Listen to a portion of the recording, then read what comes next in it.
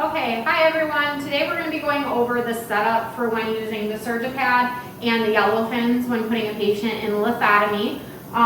When you grab the SurgyPad, it's going to come in plastic wrapping. It's going to have three different things with it. It's going to have this SurgyPad itself, which is quite sticky to keep the patient from sliding. The idea of the SurgyPad is to have max skin surface on the pad so the patient does not slide if you put them in reverse or turned over. The other things that are going to come in the pad are going to be a draw sheet and then a safety strap. You can use the SurgyPad if you're supine as well. If you're supine, I usually recommend using an actual leather safety strap on the patient. I only prefer to use this Velcroed one if they're in lithotomy. It's a little softer on the skin, but when you don't have the yellow fins, I don't trust it to keep the patient on the bed. Now, if you are going supine or lithotomy, the biggest thing to remember is the head of the SurgyPad needs to line up with the head of the bed. So right now this table is set up for lithotomy. The normal head of the bed attachment right here is put on the foot for lithotomy position. If it was supine, obviously it would be at the head of the bed, and you would put this pad all the way up to line up with the head of the bed. So just please keep that in mind. But for lithotomy position, you're going to lay the SurgyPad on the bed. You're going to make sure that the cutouts line up. So you just want it right lined up there. And then you are going to secure the SurgyPad to the railings on the bed. This is the thing that people struggle with the most, I find. The easiest way to secure the straps to the bed are going to be wrapping in between, so go between the bars, wrap around once, come up through this little D-ring here, and then fold over. You're going to do that 4 times. So now once you've done all of your straps, you're going to set up the bed for it to be ready for a patient to go on. So that means that these white straps that are used to secure the arms and the foam, which we'll go over in our second video, need to be laying out to the side, so when your patient gets on this bed, these are not folded under them. It is very hard once a patient is asleep to lift them up to pull these out, and this pad will rip if you try to pull on these too hard. So you just want to make sure that they're off to the side and out of the way of the patient. And then the next thing is going to be your draw sheet. This sheet is not meant to be spread across the entire pad. Remember, we want maximum skin surface on this pad at all times. So the pad, the draw sheet itself, this one's kind of been used before, is going to come about this wide, already folded in the pad. You want to go again in half. So your draw sheet is now about 6 inches wide. That's usually optimal for most patients. The only reason this is on here is if you didn't eyeball it correctly and the patient's too high or too low on the bed and they're already asleep, we use this to lift the patient up. You cannot slide the patient on this bed, they will not move, because that's what it's designed for, is to prevent the patient from sliding. So if you have to move the patient, you're going to have to use this draw sheet to physically lift them up and move them up or down. 6 inches is all you need. So now that your SurgyPad is completely set up and ready for a patient to go on the bed, you're going to set up your yellow fins. When you bring the patient in the room, you have to think about what side of the bed you're going to be bringing them in on. You can put one yellow fin on the bed to start on the side opposite that the stretcher is going to come in on. So for this room, we would most likely bring the stretcher in on this side, so I'm going to put a yellow fin on that side. The clamp is going to go before the break of the bed.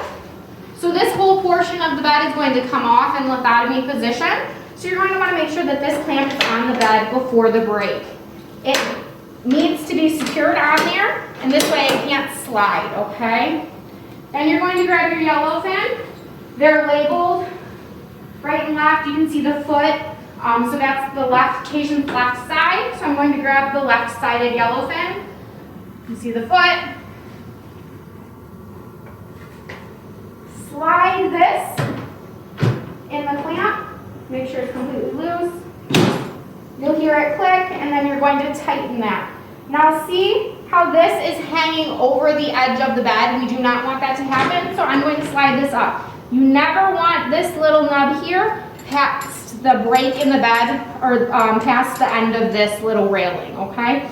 So this is a good starting point. You're not going to leave the yellowfin there. This just allows you a good starting point for once a patient's on the bed to determine where you need to move them. And then just bring the yellowfin down to an easier height for when you're positioning the patient. So now you're ready to position your patient onto the operating room table. When you bring them over onto the bed, the biggest thing is start off your stretcher where their bottom is lined up with this hole in the bed. So when they move over themselves, they're pretty much already in position for you. In lithotomy position, you want the patient's coccyx right at the edge of this hole here. So not hanging off, not all the way up. If your patient's hanging off too much, it can cause a nerve injury. So you just want to make sure that the patient is lined up right at the edge of this hole on the bed. So now that you have a patient on the operating room table, what you're going to do is you're going to position the arms of the SurgyPad to be able to tuck the patient's arms. So what I do is I usually have someone stand on the other side and hold this arm. I'm going to take this draw sheet and lay it across the patient's abdomen. Pro tip, if you secure the Velcro onto the draw sheet, it keeps it from falling back into the field that you're working at trying to manipulate this foam. So when you're trying to position the foam, you want to line up the top of the foam with the patient's axilla. I'm going to take your arm back here. So right up with the patient's axilla. Then you're going to open up the foam and you're going to put the patient's arm sandwiched in between here. If there's any lines, IVs, things like that, you want to make sure that you're padding it with some 4x4s or extra foam so it's not digging into the patient's skin. Then you're going to fold this inside piece of foam over. Thumb is always up towards the sky when you're doing this. Fold this over. So now the patient's whole arm is burritoed in there. I find it easiest to take the middle strap first and secure that. That way you can let go of this arm and it's not going to fall while you're doing the other three. Or two, rather.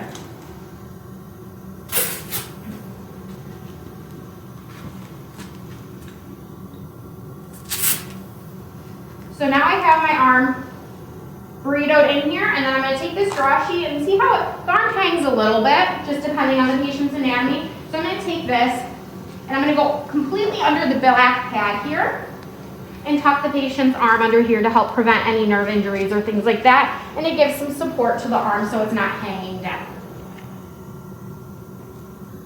So now we're going to move on to the yellowfin positioning.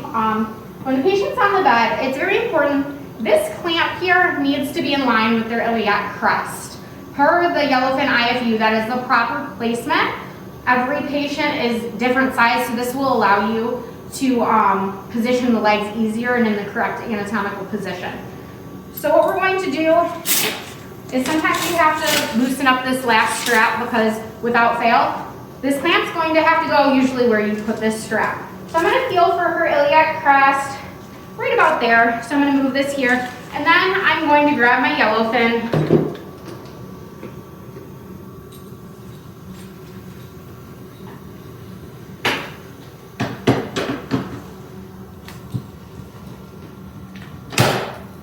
Lock it into place there.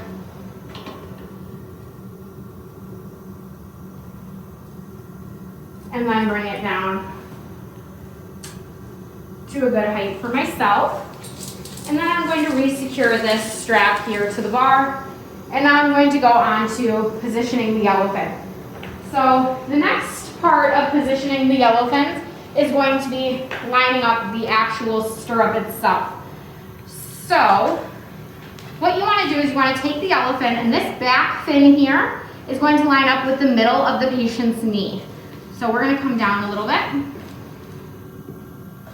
So now I am in the middle of the patient's knee, and it's easier when they don't have, obviously, pants on. You can see the actual kneecap, and you want to be kind of like halfway in there.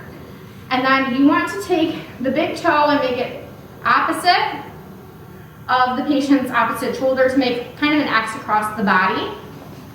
And then I'm going to lock it there.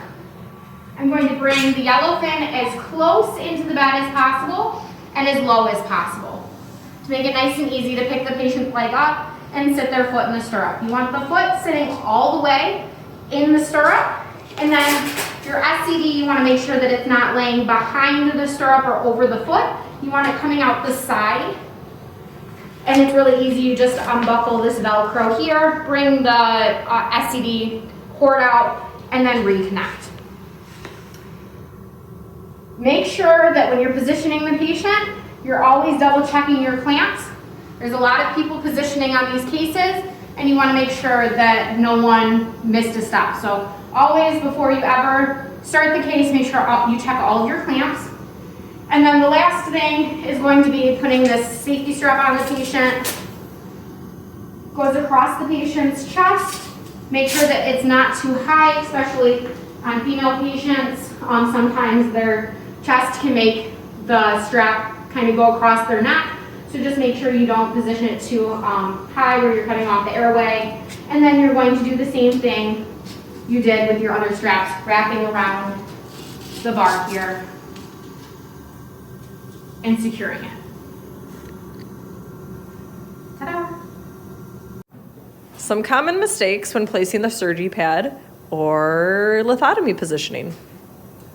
So the first common mistake that I see a lot is when people go into lithotomy, one, they won't move the head of the bed down to the foot.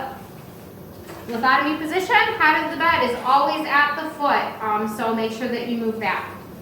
Second, goes with bed setup as well. This pad needs to be lined up right with the cutout, plastic cutout. A lot of times I'll come in and this pad is either up like this or hanging down. The reason that doesn't work, especially in a colorectal case, is if they are going down below with their EEA, it will hit the padding and or the plastic, and they won't be able to anastomose properly and get the proper angle on that EEA. The next thing people commonly do is when doing the SurgyPad, they forget to fold this into 6 inches and they leave it too wide. This can cause the patient to slip and or fall off the bed. Always make sure that you're folding over the draw sheet.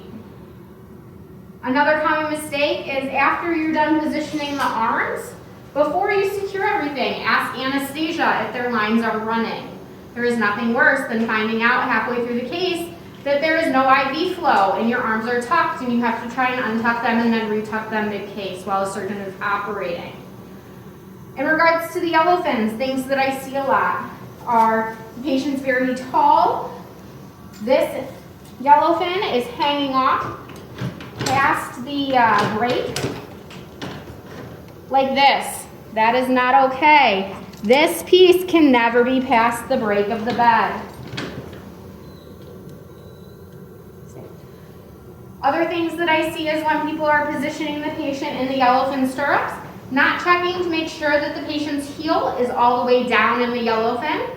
So you just want to make sure that their heel is seated all of the way, and not making sure that the SCD is not laying across the top of the foot. That can cause pressure injuries. Patients can be in these stirrups for a while, so you just want to make sure that that is padded and off to the side, okay? Other than that, those are the most common things that I see. Hopefully this was helpful for you guys in your practice, and have a good day.